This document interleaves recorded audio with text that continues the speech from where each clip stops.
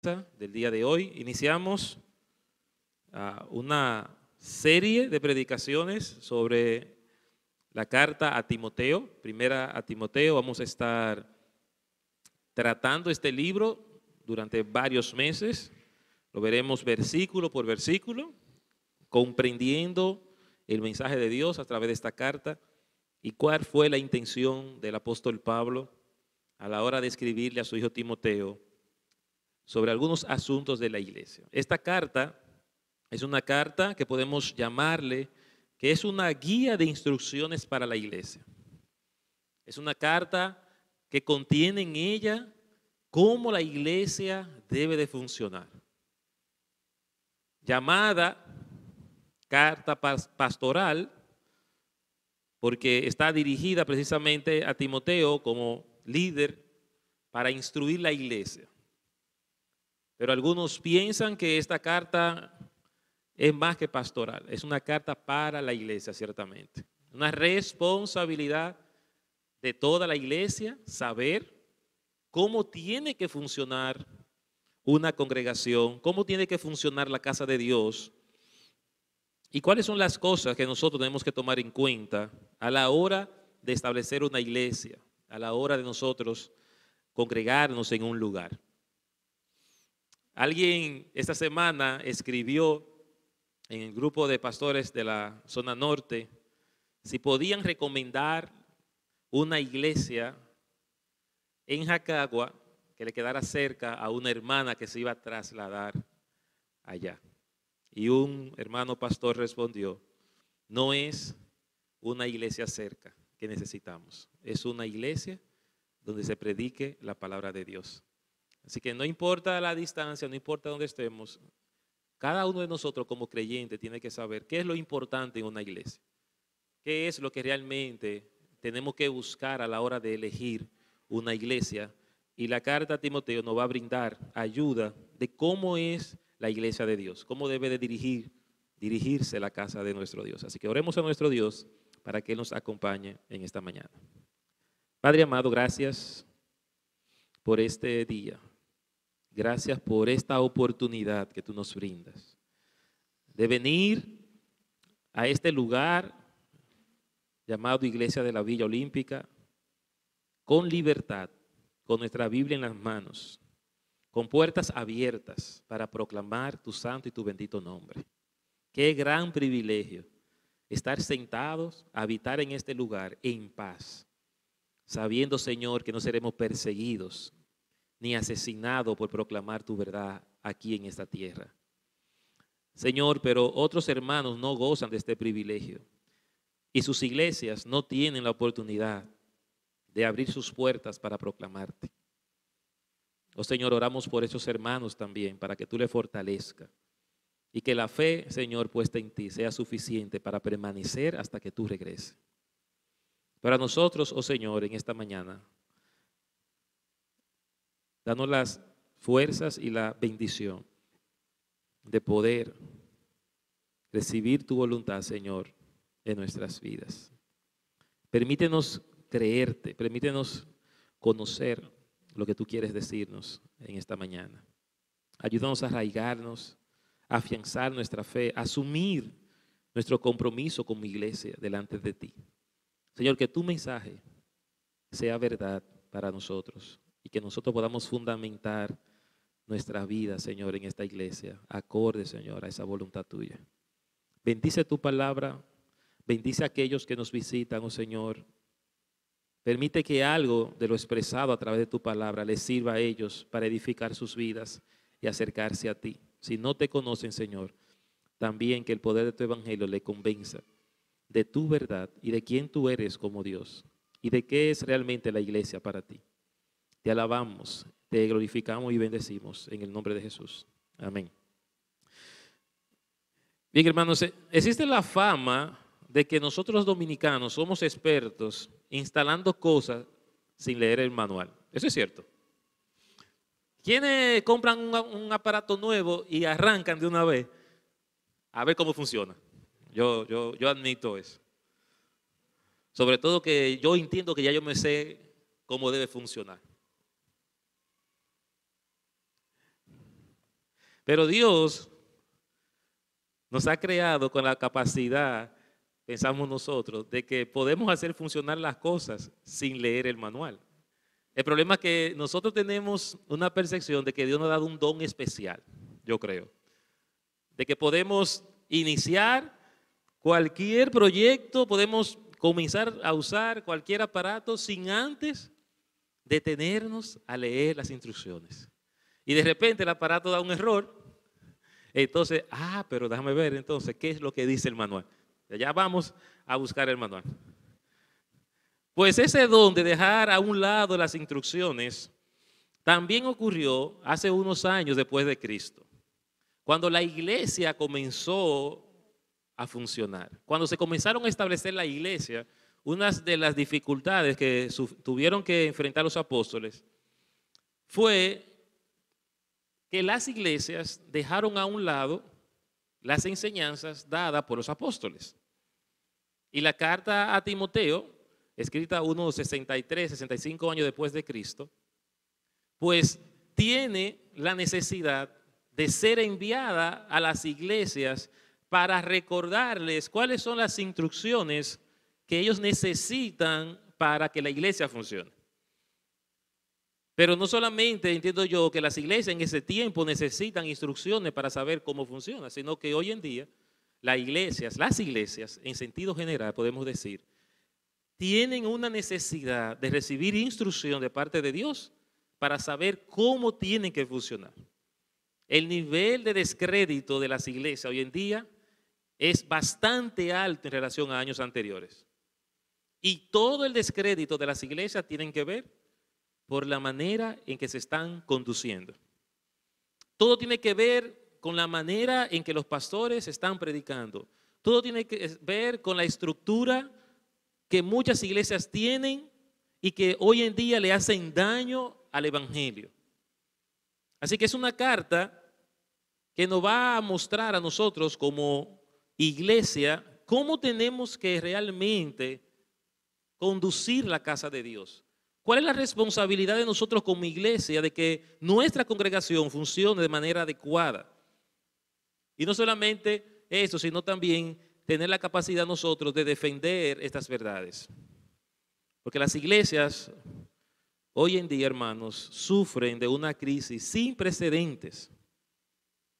Pues cada vez toma más fuerza la idea de predicar un mensaje motivacional basado en experiencias más que en el estudio íntegro del mensaje de la palabra de Dios.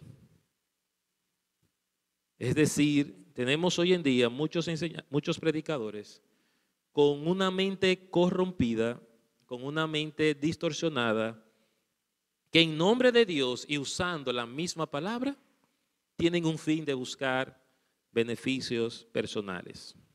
Los maestros falsos sustentaban sus enseñanzas con la misma ley de Dios, dice el apóstol Pablo, que estos se hacían maestros de la ley, fundamentada básicamente en experiencias místicas para presentarse entonces como expertos de la palabra de Dios. Así que yo quiero compartir los versos 1 al 2 de esta carta, solamente para que miremos la introducción del libro y veamos una panorámica de esta carta. Vamos a mirar quién es el autor, el destinatario, el problema o la necesidad de esta carta, su propósito, por lo cual fue escrita. ¿Okay? Así que vamos a mirar verso 1 al 2 en esta mañana. Dice 1 de Timoteo, capítulo 1, verso 1 al 2. Pablo, apóstol de Jesucristo, por mandato de Dios nuestro Salvador y del Señor Jesucristo nuestra esperanza. A Timoteo, verdadero hijo en la fe, gracia, misericordia y paz de Dios nuestro Padre y de Cristo Jesús nuestro Señor. Y al mirar la carta, iniciamos con un saludo muy común en muchas de las cartas del apóstol Pablo. Pablo presentándose como apóstol. Pablo presentándose como una autoridad de parte de Dios. Y podemos pensar, ¿qué significa esto? ¿Por qué Pablo en sus cartas, en varias de ellas, utiliza el apostolado de manera introductoria? Si vemos algunas otras de sus cartas, por ejemplo, Colosenses,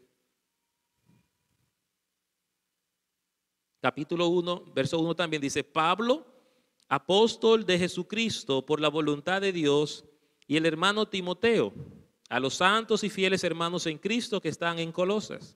Gracia y paz sean a vosotros de Dios, nuestro Padre, y del Señor Jesucristo.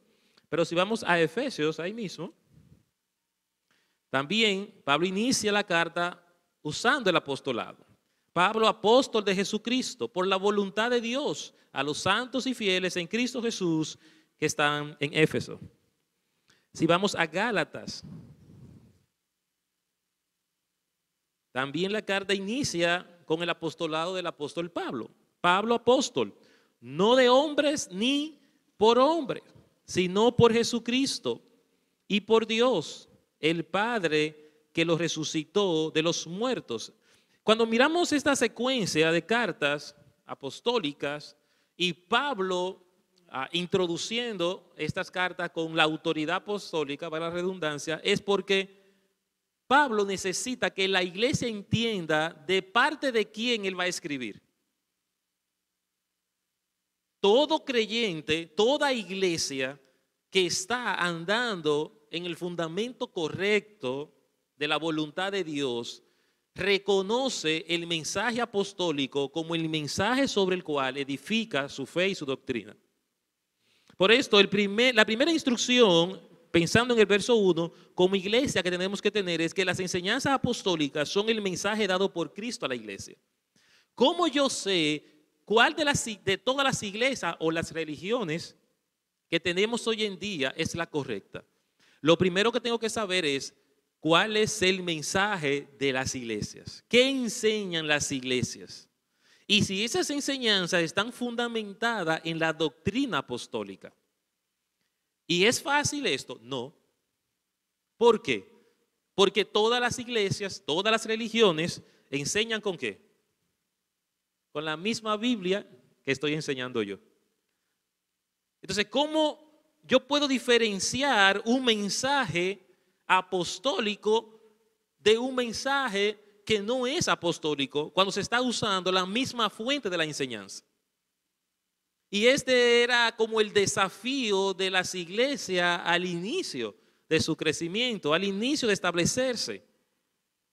Teníamos por un lado la ley judía, teníamos por un lado el evangelio del nuevo pacto en la sangre de Cristo, teníamos también otras corrientes filosóficas como gnósticas que estaban andando dentro de la iglesia enseñando cosas que no eran de parte de Dios.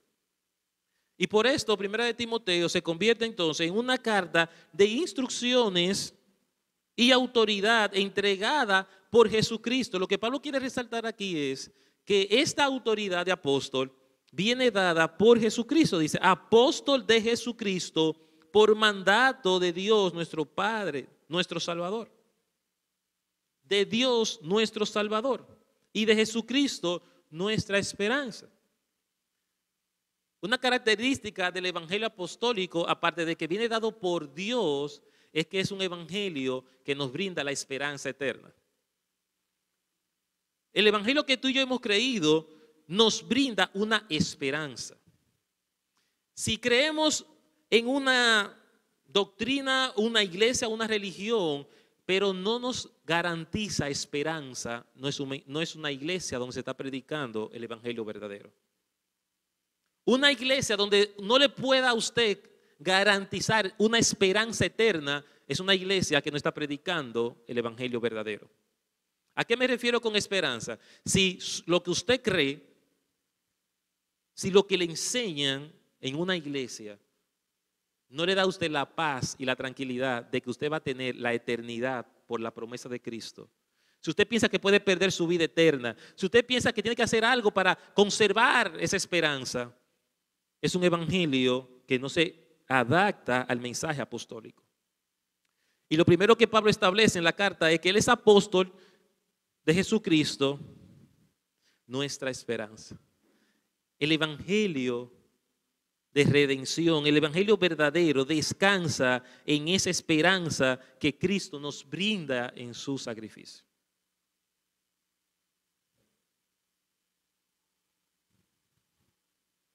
Esta presentación del apóstol está dándonos a nosotros esta idea. Lo segundo que vemos aquí en estos dos versos es el destinatario. ¿A quién está dirigida esta carta? Está dirigida, dice verso 2, a Timoteo. A Timoteo, su hijo Timoteo. Timoteo era un gran discípulo del apóstol Pablo. Era el hombre con el que Pablo podía contar para encomiendas de esta naturaleza. Era el hombre donde Pablo podía descansar y mandar cualquier mensaje en su nombre, sabiendo que él iba a asumir la responsabilidad, primero de comunicar el mensaje correctamente, pero también de enfrentar el desafío que conlleva enfrentar dentro de una iglesia problemas de diferencia de doctrinas. En Hechos, capítulo 16, verso 1, tenemos el encuentro de Pablo y Timoteo. Y vamos a tener en un par de semanas una enseñanza exclusivamente para hablar de Timoteo. Solamente quiero aquí mencionar este encuentro porque es el inicio de la relación de un discípulo. Pensando en nuestros objetivos, esta carta nos va a permitir a nosotros también mirar cómo es la relación de un maestro y un discípulo. Dice, después llegó a Derbe y a Listra, y he aquí, había allí cierto discípulo llamado Timoteo, hijo de una mujer judía creyente, pero de padres griegos. Aquí inicia este encuentro del apóstol Pablo con Timoteo y resalta que este joven venía de una madre judía, pero con un papá gentil, griego. Es decir, fruto de un yugo desigual, podemos decir. Pero un joven instruido en el mensaje de Dios. Un joven que su mamá y su abuela lo tomaron y le instruyeron en el camino de Dios. Y aparentemente cuando Pablo conoce a este joven, miró en él la persona donde él podía descansar como apóstol. La persona donde él podía delegar las responsabilidades que él estaba asumiendo. Comprendiendo que el apóstol Pablo, ¿verdad?, pasó de palo, cárcel a la muerte. Todo su ministerio siendo perseguido, encarcelado, huyendo para poder llevar el evangelio, teniendo que salir de un sitio, dejar a Timoteo a cargo para él continuar, no ser apresado, no ser perseguidos, o simplemente porque tenía que ya cumplir con otras responsabilidades. Así que este hijo, este Timoteo, y dice verdadero hijo en la fe. Y es interesante porque Pablo está haciendo una relación de identidad con este joven. Cuando ustedes ven mis hijos, ¿qué dice? Esos son hijos tuyos. Desde que nos conocen como familia, cualquier persona nueva dice, diach, pero óyeme, son igualitos a ti. Hay un parecido, es fácil saber quiénes son mis hijos en la iglesia. Si yo le digo a alguien aquí, un visitante, quiénes son mis hijos y sale a buscarlo, lo va a encontrar fácil. Un hijo es una representación tuya. Un hijo es la imagen tuya. Es evidente la característica tuya en la vida de esa persona. Y Timoteo representaba no solamente un creyente, no solamente era un hermano de Pablo. Era ese hombre, ese joven que logró entender, identificarse con su maestro, imitarle, vivir el evangelio como su maestro y se convirtió entonces en el hombre en el cual él podía descansar porque se conectó a la visión, a la misión del apóstol Pablo. Es interesante que aunque él llama a Timoteo hijo, la formalidad de su carta. ¿Cómo que es mi hijo? Y Pablo, apóstol de Jesucristo. Es como que yo le mando una carta a Jeremías, Jonathan Bautista, pastor de la Iglesia Bíblica Cristiana, a Jeremías. Jeremías va a decir, pero ven acá, pero papi se está poniendo loco. Pero la idea del apóstol Pablo aquí es que esta carta se lee a la iglesia. Y aunque éste está dirigiendo a Timoteo, él necesitaba que Timoteo hablara en nombre de esa autoridad apostólica. Tú eres mi hijo amado, pero en nombre de Cristo, nuestro Salvador, yo quiero que tú hables estas cosas, estas instrucciones a la iglesia. Esta salutación a Timoteo va acompañada de gracia, porque la iba a necesitar la gracia de Dios para poder manejar estas situaciones dentro de la iglesia. Misericordia y paz de Dios nuestro Padre y de Cristo Jesús nuestro Señor. Son expresiones también usadas frecuentemente por el apóstol Pablo cuando escribía. Así que aquí tenemos de manera introductoria una carta dirigida por un apóstol a un hijo amado para que enseñe la iglesia entonces las cosas que debe de saber, para que asuma la responsabilidad de corregir aquellas cosas que no está bien. Cada una de las cartas que acabamos de leer, donde Pablo menciona el apostolado, eran iglesias que necesitaban ser o corregidas por un tema doctrinal o necesitaban implantar la verdad de Dios dentro de ellas. Cuando vemos la palabra apóstol, tenemos que recordar que la idea aquí es que tiene autoridad directa de Jesucristo. Por esto es que todo lo que usted ve en la televisión que se llama el apóstol qué sé yo quién, usted le puede poner una X encima en la televisión. Así de sencillo. No existen apóstoles hoy en día. ¿Y saben por qué no existen? Porque un requerimiento de un apóstol es que tenga un encuentro directamente con Jesucristo. Tiene que ser testigo de lo que Cristo hizo. Tuvo que andar con Jesucristo para poder llamarse apóstol.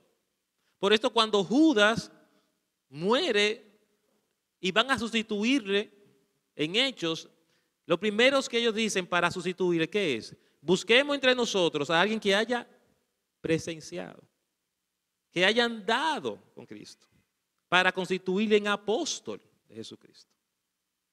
Un testigo, alguien que haya tenido una relación directa con Jesucristo. El apóstol Pablo, luego de su conversión, tuvo un encuentro, un tiempo directamente con Jesucristo. Para poder llamarse apóstol, Pablo necesitaba tener un encuentro personal con Jesús. Y cuando hablo de un encuentro personal, no estoy hablando de lo que usted y yo tuvimos en el Espíritu, un encuentro con nuestro Señor. Estoy hablando de su presencia física con Él. Por esto Pablo se puede constituir apóstol, porque fue instruido directamente de Jesucristo. Y por eso es la autoridad apostólica sobre la iglesia, porque es un mensaje directo dado por nuestro Señor Jesucristo. Un apóstol requiere una experiencia directa con Jesús. Hoy muchos se levantan y se llaman apóstoles, asumiendo una autoridad que no le corresponde.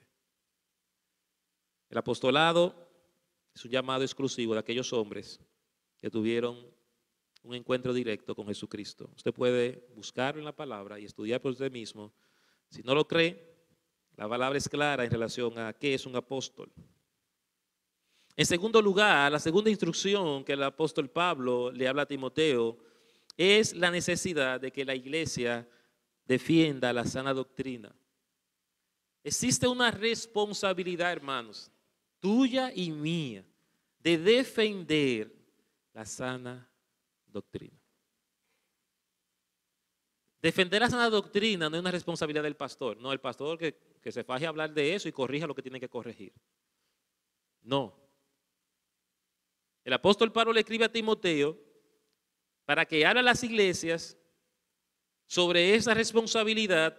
Recuerden que esos son hombres que andan viajando estableciendo iglesias. No pueden quedarse en la iglesia a defender la iglesia. Timoteo no podía quedarse en su iglesia aquí, en Éfeso, donde Pablo lo dejó, hasta que muriera ahí. Él tenía que establecer la doctrina y continuar. Así que ¿quién iba a ser responsable de defender la sana doctrina cuando los apóstoles no estuvieran? ¿Quién es responsable hoy de defender la doctrina que los apóstoles no están?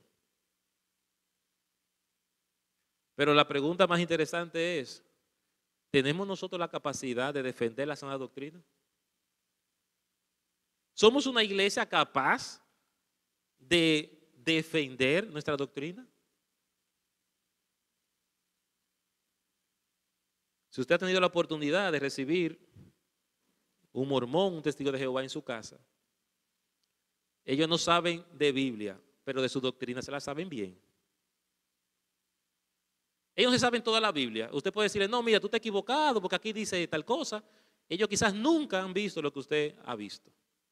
Ahora, sus fundamentos, su doctrina, lo que ellos creen, nos cogen a cualquiera de nosotros y nos ponen como los gallos en la gallera a dar vuelta. Porque ellos se ocupan de una sola cosa: aprender lo que creen. Se ocupan de memorizar los versículos que defienden su doctrina, fundamentales. Pero la iglesia cristiana, la iglesia que ya nos llamamos hoy en día, que tenemos la sana doctrina y nos sentimos muy orgullosos muchas veces, de que, sí, yo tengo una iglesia que predica en sana doctrina. No, el pastor mío predica la palabra como es. Muy bien, ¿y usted? ¿Conoce la palabra como es? Porque la responsabilidad no es mía. Defender el evangelio no es responsabilidad del pastor, es de la iglesia. Cada miembro tiene que ocuparse y mirar la responsabilidad que tenemos delante de Dios de mantener y cuidar el evangelio apostólico. Tenemos que ser disciplinados a la hora de estudiar y tenemos que comenzar con las doctrinas fundamentales.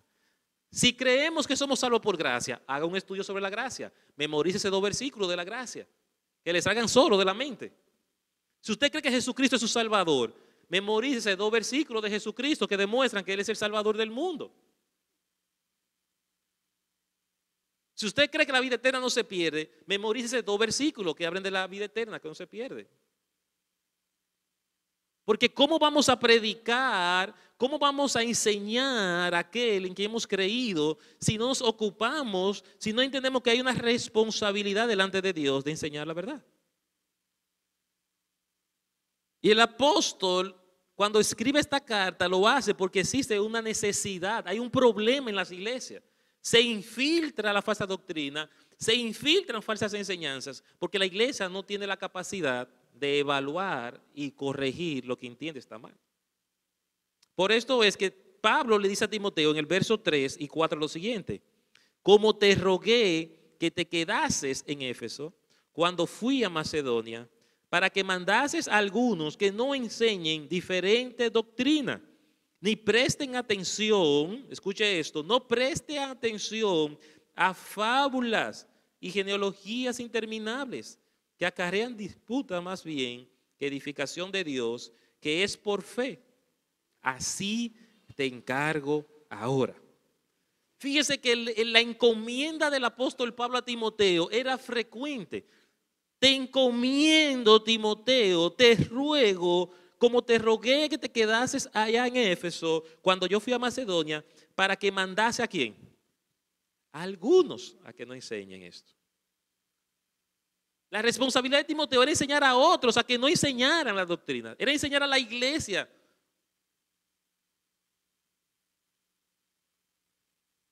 No permitir enseñanzas diferentes a las que ya se habían establecido por ellos. Y dice que estos hombres prestan atención a fábulas, a cuentos. Sus mensajes están llenos de historia. Están llenas de experiencias.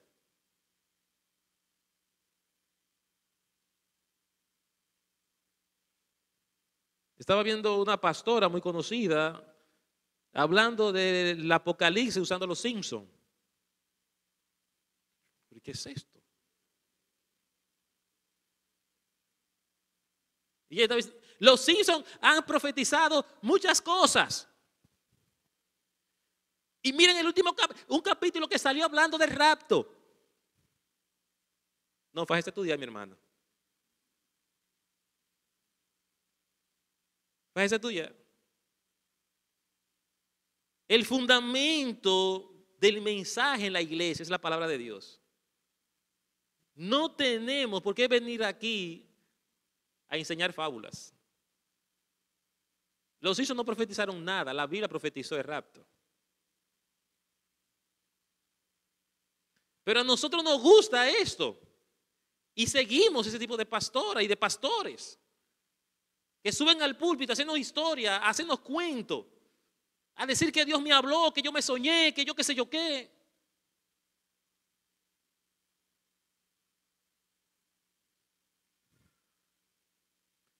La iglesia tiene una responsabilidad de defender el mensaje de esperanza de nuestro Señor Jesucristo. Tiene que defender la sana doctrina. Mire que dice el capítulo 4, verso 7, le dice Pablo a Timoteo. Desecha las fábulas profanas y de viejas. Ejercítate para la piedad. Capítulo 6, 1 Timoteo, verso 3 al 5. Si alguno enseña otra cosa y no se conforma a las sanas palabras de nuestro, ¿qué dice ahí? Señor Jesucristo, y a la doctrina que es conforme a la piedad, está envanecido, nada sabe, y delira acerca de cuestiones y contienda de palabras, de las cuales nacen envidias, pleitos, blasfemias, malas sospechas. Verso 5. Disputas necias de hombres corruptos de entendimiento y privados de la verdad, que toman la piedad como fuente de ganancia. Apártate de tales. 3 consejos en la carta Pablo le emite a Timoteo. Número 1, confronta a los que enseñan diferente doctrina. No podemos permitir dentro de la iglesia enseñanzas que no provengan de la palabra de Dios. No podemos permitir, la iglesia no debe permitir enseñanzas que no tengan un fundamento claro del mensaje apostólico. Pero para yo poder hacer esto, para yo poder confrontar, ¿qué es lo primero que tengo que hacer? Conocerla. Yo no puedo identificar un mensaje falso si no conozco el verdadero. La primera responsabilidad de la iglesia es ocuparse en conocer la sana doctrina. Si usted es cristiano, usted tiene una responsabilidad. Conocer lo que Dios dice en su palabra de manera íntegra. No por lo que usted ha aprendido en la iglesia, por lo que usted ha estudiado con sus propios ojos. No porque el pastor enseña la sana doctrina, es porque yo he estudiado la sana doctrina. Todos nosotros tenemos la responsabilidad de ocuparnos en estudiar. No puede haber un cristiano, no puede haber un hijo de Dios que tenga la capacidad de defender su mensaje si antes no se ha ocupado de estudiar su mensaje. Ser vagos espiritualmente no es una opción para la iglesia. Ser vago en la fe no es una opción para nuestras vidas. No existe ninguna prioridad en la vida de un cristiano que no sea aprender la palabra de Dios. No existe, hermano, no existe. Después que usted es cristiano, la prioridad es meterse con la Biblia. O no va a conocer nunca a Dios. O no va a transformar su vida nunca. O su fe no va a crecer jamás. La fuente de que la fe pueda crecer es la palabra de Dios. Léala, estúdiala, memorícela, haga lo que usted quiera, pero entre a ella. Sin excusa, pero sin demora. ¿Están leyendo la Biblia entera? Lea la Biblia entera. ¿Está estudiando un libro? Estudie el libro. Pero no deje de exponerse a la palabra de Dios. Porque ¿cómo defenderemos y viviremos el evangelio si no lo conocemos? El evangelio apostólico está establecido y yo no puedo adaptarlo a mis circunstancias. Tengo que hacer lo que Dios me manda. El capítulo 4 al 7 dice que tenemos que desechar o quitar lo que no tiene fundamento bíblico. Hay muchas cosas que parecen buenas, pero lo primero que tenemos que pensar, este es el fundamento bíblico. Sobre este fundamento edificaron los apóstoles. Sobre ese fundamento edificó la iglesia. Tenemos que desechar o quitar lo que no tiene fundamento bíblico, hermanos.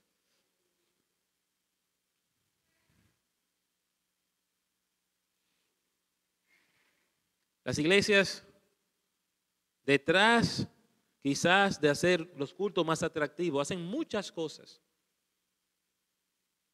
que no tienen fundamento bíblico. Que no tienen el fundamento bíblico. Y cuando usted mira quizás en alguna iglesia que tumban gente, que hacen muchísimas cosas dentro del altar, y usted tiene que preguntarse. Pero los apóstoles hacían eso.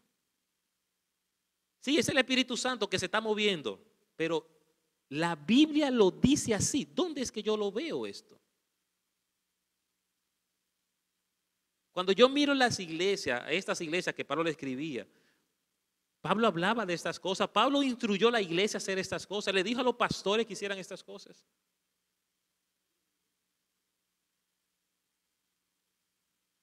Una de las cosas que escribo en el libro Antes de enamorarme, si usted lo leyó en la parte doctrinal, primero lo primero, y es una tradición de todas nuestras iglesias, la oración de fe. Entonces es una oración y yo soy cristiano. Y yo pregunto en el libro, ¿dónde se encuentra en la Biblia que hay que orar para ser cristiano?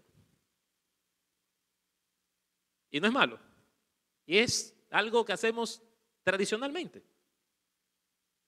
Pero hay un fundamento bíblico que nos dice a nosotros. Jesús oraba para que el inconverso aceptara al Señor, lo aceptara como Salvador. Los apóstoles oraban en la iglesia para que las personas aceptaran al Señor. No.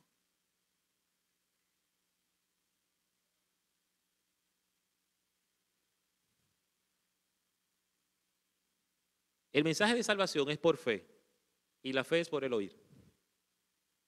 Lo que tiene que hacer la iglesia es predicar el evangelio de salvación de Jesucristo y presentar a Jesús como el Salvador, para que el inconverso escuche ese mensaje y confíe en él. Esa es la salvación. La salvación viene por el oír la palabra de Dios. Pero tiene que ser el mensaje de la sana doctrina, tiene que ser lo que Jesús enseñó, que el que cree en él, aunque esté muerto, vivirá. Tiene que ser el mensaje que el apóstol escribió a los Efesios. Por gracia sois salvos, por medio de la fe. Y esto no es de vosotros, es un don de Dios, no por obra para que nadie se gloríe. Ese es el mensaje de redención. No es yendo a la iglesia, orando, cumpliendo los mandamientos. No hay redención por la obediencia a los mandamientos. Hay redención por la fe en Jesús. Ese es el mensaje apostólico. Tenemos que desechar lo que no tiene fundamento bíblico. Estudiar la doctrina de redención. Enseñar lo que Jesús y los apóstoles enseñaron. En tercer lugar, la responsabilidad de la iglesia es alejarse de lo que abusan del evangelio, dice el capítulo 6. Dice el capítulo 6 que esos falsos maestros, estas enseñanzas que se predican muchas veces en las iglesias, y son las enseñanzas que han alejado al pecador de Cristo. La gente no quiere venir a la iglesia porque el pastor se hace rico. La gente no quiere venir a la iglesia porque aquí hay gente peores que ellos. ¿Usted sabe por qué? No es mentira. Hay muchas personas en el púlpito usando la fe para beneficios personales, usando la fe para enriquecerse, usando la fe para fines que no tienen que ver con el evangelio de piedad. Y es doloroso y vergonzoso, pero la causa de esto es porque no existen iglesias con la capacidad de defender la sana doctrina. Es un hombre que se para aquí. Si yo me paro aquí, a manipularles a ustedes y a enseñarles una cosa que no es la sana doctrina, pero ninguno de ustedes tiene la capacidad de saber si yo estoy engañándolo o no, ¿qué va a pasar con la iglesia? Pero si ustedes se ocupan de la palabra de Dios, si ustedes estudian la palabra de Dios, cuando yo me subo aquí a predicar algo que es falso, ustedes me van a desmontar, me van a sacar de la iglesia. Se me va de aquí, pastor. Usted no va a estar en esta iglesia. Aquí hay hombres que predican la sana doctrina. Usted no está predicando la sana doctrina. Usted no está engañando, usted está robando. ¿Usted sabía eso? Usted tiene la potestad como iglesia de sacar al pastor si está enseñando falsa doctrina, de confrontarme, de llamarme. Pastor, ¿qué es lo que usted está enseñando? Usted dijo esto, dígame. Timoteo tenía la responsabilidad de enseñar a la iglesia a defender la sana doctrina. Tenía la responsabilidad de estudiar la sana doctrina, de enseñársela a la iglesia y apartarse incluso de aquellos que estuvieran buscando dañar la congregación. Dice el verso 3, capítulo 6. Si alguno enseña otra cosa, escuche esto, y no se conforma a las sanas palabras de ¿quién? A las sanas palabras de nuestro Señor Jesucristo y a la doctrina que es conforme a la piedad, está envanecido, nada sabe, y delira acerca de cuestiones y contiendas de palabras, de las cuales nacen ¿qué? Envidia, pleitos, blasfemias, malas sospechas, disputas necias de hombres corruptos, de entendimiento y privados de la verdad, que toman la piedad como fuente de ganancia. Apártate de tales. Apártate de tales. En una iglesia donde el pastor, los líderes se enseñen un mensaje que no está conforme a las palabras de Jesucristo, a la doctrina que es conforme a la piedad, nosotros no debemos de estar. Si usted sospecha que aquí están robando, yo mismo le digo que no venga más a la iglesia. Si usted sospecha que aquí le estamos manipulando, yo mismo le invito a que no regrese a la iglesia. Es una responsabilidad como pastor que tengo. Donde a usted le estén enseñando un mensaje que no proviene de Cristo, usted tiene que irse. Y por eso inicié la predicación hablando de el mensaje esta semana en el grupo de pastores. Y el mensaje del hermano diciendo, no es iglesia cerca que necesitamos, es la Biblia cerca. Es la Biblia, es donde se predique la palabra que necesitamos estar. O sea, y aquí tenemos hoy una maravillosa visita de dos hermanas que están fuera del país. No es una iglesia cerca de tu casa. Es mejor que viaje 2 horas a una iglesia donde te enseñen la sana doctrina. Si usted está fuera del país y me está mirando por las redes, no es una iglesia cerca. Es una iglesia donde se enseña la Biblia que necesitamos. Porque eso es lo único que nos va a alejar de la voluntad de Dios. Y por último, el apóstol plasma en el capítulo 13 el propósito de esta carta, que ya hemos venido hablando. 1 Timoteo capítulo 3, verso 14 al 15. Quizás es la carta que tiene la intención del autor más clara para nosotros como estudiosos de la palabra, como creyente. 1 Timoteo capítulo 3, verso 14 al 15. Esto te escribo, aunque tengo la esperanza de ir pronto a verte, para que si tardo sepas cómo debes conducirte en la casa de Dios, que es la iglesia del Dios viviente, columna y baluarte de la verdad. Esto, mire qué claro. ¿Por qué Pablo le escribió a Timoteo? Te escribo para que si tardo sepas cómo conducirte en la casa de Dios. Te escribo esto, estas instrucciones son para que tú sepas lo que debes hacer en la iglesia, que es la columna y baluarte de la verdad. Es la responsabilidad de la iglesia conservar la verdad del mensaje. ¿Ustedes ven? Y esa es la responsabilidad de todos. Así que estas instrucciones que Pablo le dice a Timoteo, y voy a mencionar solamente 4 ahora mismo por un asunto de tiempo. Número 1, capítulo 2, verso 1 dice que la iglesia debe de orar.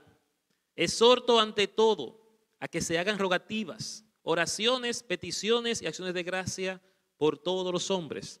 Una de las instrucciones, orar. Hermanos, 9:30 inicia nuestro culto con oración.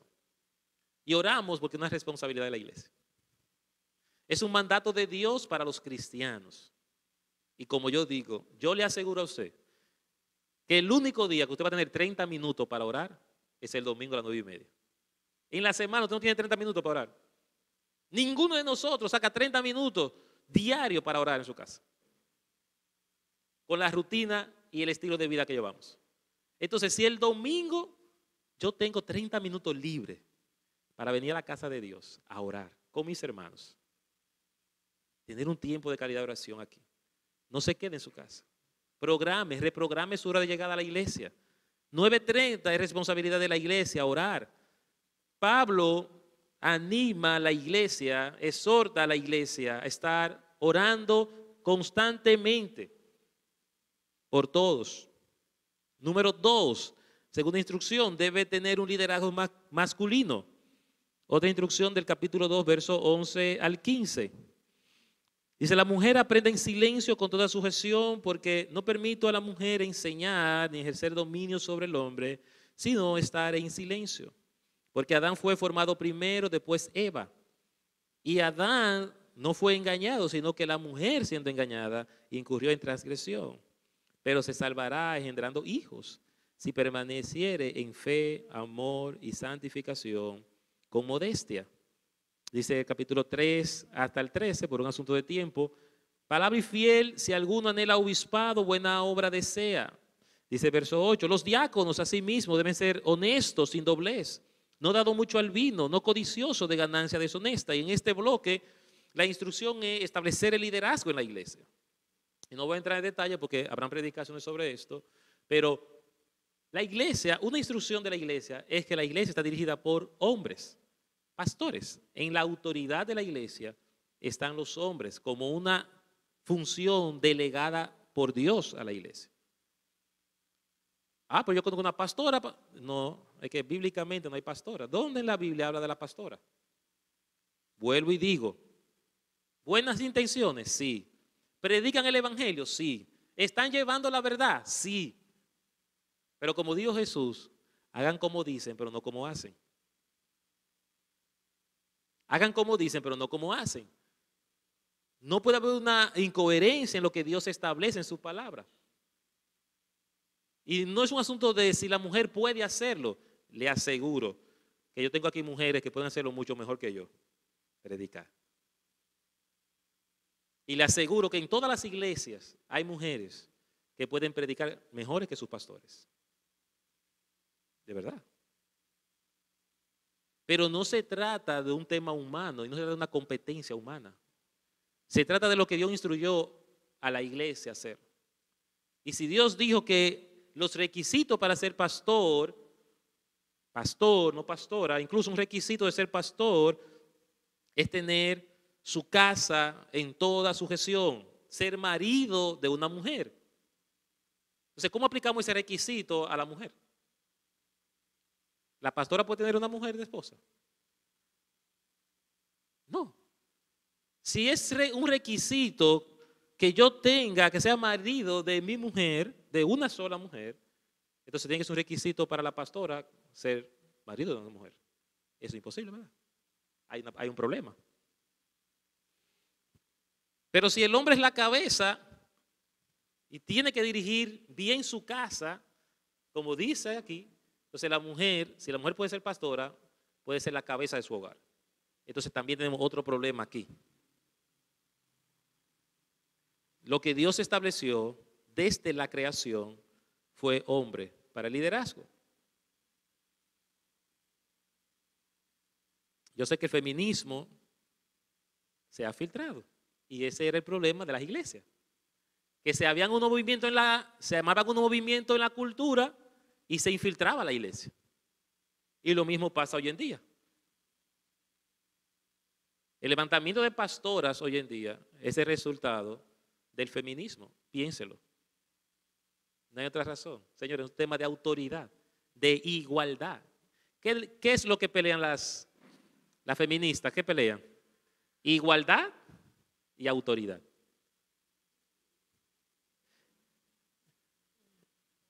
Nadie pelea por ser obrero. Tú no has visto de que la feminista, yo quiero ser plomera, mecánica.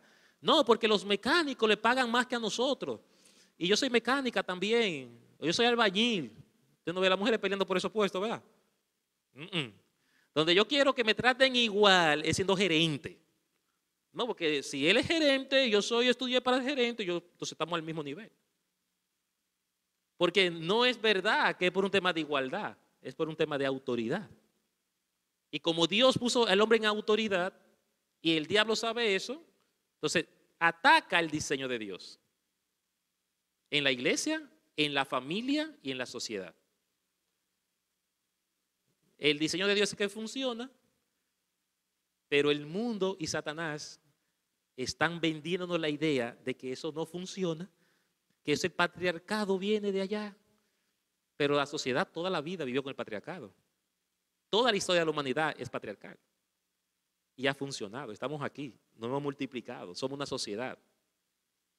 ¿Las familias antes eran peores o eran mejores? Eran mejores. ¿Tenían sus debilidades? Claro que sí.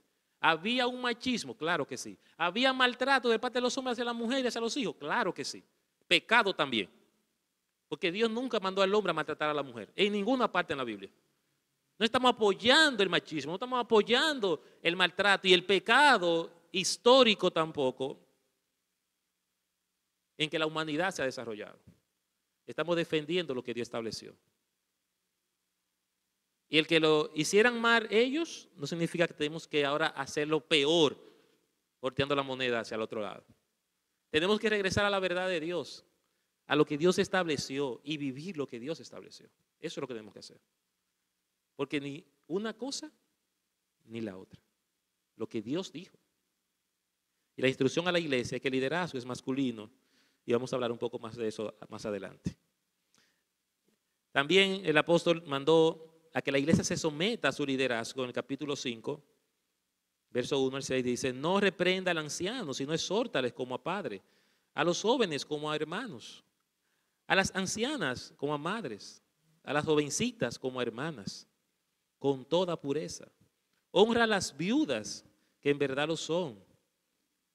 Entonces, aquí vemos un sinnúmero de deberes que tenemos nosotros de someternos al liderazgo, de que Timoteo tenía la responsabilidad de cuidar y pastorear la vida de estas personas y estas personas de someterse a sus líderes. Vemos en el capítulo 6, verso 1 también que los esclavos tenían que estar sujetos a sus autoridades. Dice: todo lo que está bajo el yugo de esclavitud tengan a sus amos por dignos de todo honor, para que no sean blasfemados, para que no sea blasfemado el nombre de Dios y la doctrina. Y a los que tienen amos creyentes, no lo tengan en menos por ser hermanos, sino sírvanles mejor, por cuanto son creyentes y amados, los que se benefician de su buen servicio. Esto enseña y exhorta. Y sigue así hablando un sinnúmero de deberes, de instrucciones para nosotros en relación a la iglesia y el liderazgo. También hablamos de esto ya, la responsabilidad de cuidar la sana doctrina, en el capítulo 6, versos 3 al 5. Esas son parte de las instrucciones que Timoteo tiene que asumir y comunicar a la iglesia. ¿Ok? Así que, hermanos, viendo esta panorámica, viendo todo esto en relación a esta carta, estaremos estudiando este libro y desarrollando cada principio, de principio a fin, sobre cada uno de estos temas que hemos visto de manera ya general. Y que Dios bendiga su palabra. Les invito a estudiar, a ocuparse. Si hay una responsabilidad, déjame ver qué es lo que Dios quiere para mi iglesia, para mi vida, y hacer su propio estudio de lo que vamos a estar enseñando durante estos meses. Que Dios edifique su iglesia, que Dios bendiga su iglesia a través de esta carta y nos afiance en su verdad. Oremos. Señor, gracias